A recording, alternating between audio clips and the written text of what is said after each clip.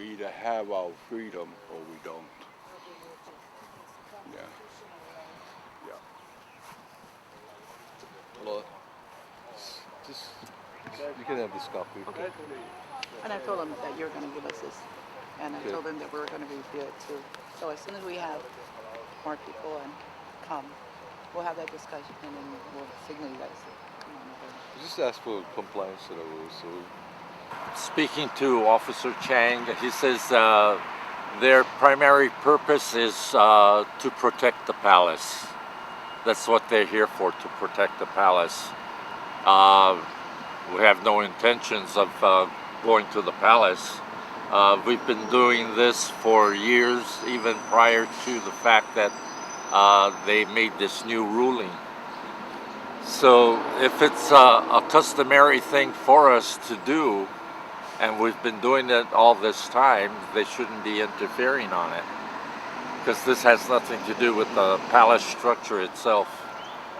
But within the grounds here, we've been here doing customary practices. So whatever persuasion things go at, I'm for it.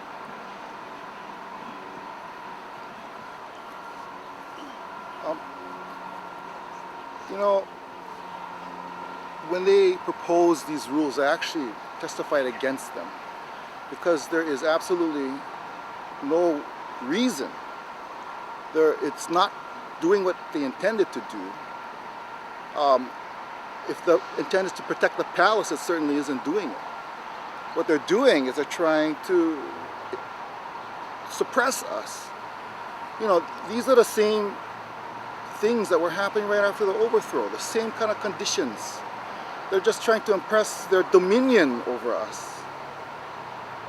Proposals such as not being able to fly a flag more than 12 square feet. You know, that's a standard flag.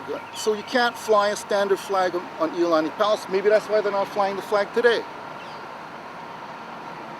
And I find it kind of ironic that this is the Martin Luther Day weekend, and he was championing civil rights, and we're not allowed to exercise our First Amendment rights.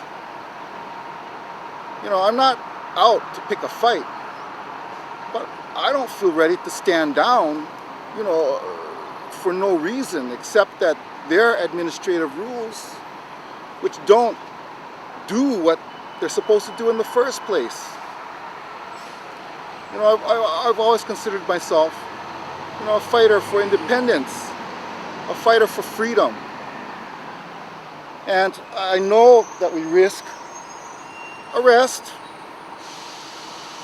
but that's what the kupuna did every single day. So, you know, if our intent is to stand with the Queen and to stand with the kupuna, you know, I'm prepared to do it. I can't speak for anybody else, but I am prepared to do it. My name is Iolani Rogers. I'm a Kanaka Maoli and a kupuna from the island of Kauai. I came all the way from Kauai especially for this. I am here to honor our Queen.